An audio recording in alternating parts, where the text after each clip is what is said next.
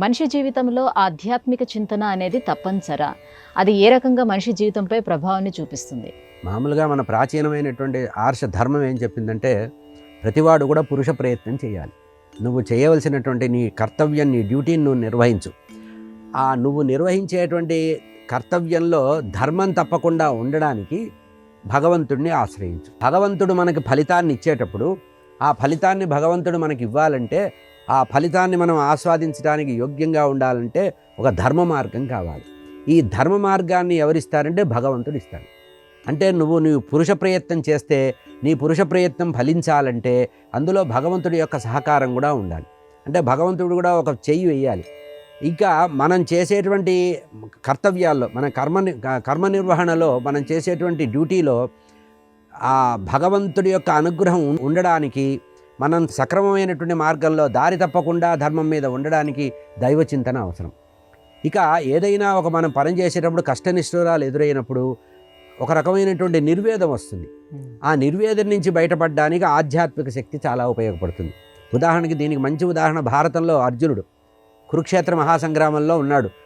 యుద్ధం చేద్దాం అనుకున్నాడు. అంతవరకు ఆ యుద్ధం తాను ఎవరితో చేయాలో అందరికీ తెలుసు. తాతతో యుద్ధం చేయాలి, గురువుతో యుద్ధం చేయాలి, అన్నలతో యుద్ధం చేయాలి, తమ్ముళ్ళతో యుద్ధం చేయాలి, పాలెవాళ్లతో, దాయాదులతో యుద్ధం చేయాలి. ఇవన్నీ తెలిసి యుద్ధం ప్రారంభించిన, పని కట్టుకొని యుద్ధం చేయాలి, తప్పనిసరిగా జయం పొందాలి, రాజ్యం పొందాలి అనుకున్నవాడే తీరా యుద్ధభూమికి వచ్చి రథంలో కూర్చునేటప్పటికీ ఒకసారి వాళ్ళందరినీ చూసి కృష్ణ పరమాత్మ పరిచయం చేసేటప్పటికీ నేను వీళ్ళందరినీ చంపి రాజ్యం చేయాలా అని నిర్వేదం పొందాడు. ఆ నిర్వేదం పొందినప్పుడు అధ్యాత్మ విద్య ఉపయోగపడింది. కృష్ణ పరమాత్మ ఏ తత్వోపదేశం అయితే చేశాడో ఆ అధ్యాత్మ విద్య ఉపదేశించడం వల్ల, ఆ భగవద్గీత ఉపదేశం వల్ల పరమాత్మ అనుగ్రహంతో అర్జునుడు కర్తవ్య నిర్వహణ చేసి జయం పొందాడు. కనుక మనం జీవితంలో మన ధర్మ నిర్వహణ చేయాలన్నా, సక్రమంగా కార్యనిర్వహణ చేయాలన్నా, చేయవలసినటువంటి కార్యంలో ఉత్సాహం పెంచుకోవాలన్నా దైవ అనుకూలత చాలా అవసరం. కనుక ఈ దైవ అనుకూలత కోసం చేసేటువంటి ప్రయత్నమే అధ్యాత్మ మార్గం. అధ్యాత్మ చైతన్యం ఉండడం వల్లనే ప్రతివాడు కూడా ఉత్తేజం పొంది ముందుకు వెళ్ళడం అనేది జరుగుతుంది. కనుక ప్రతివాడి జీవితంలో, మానవుడి జీవితంలో ఆధ్యాత్మికం అనేది ఒక భాగం.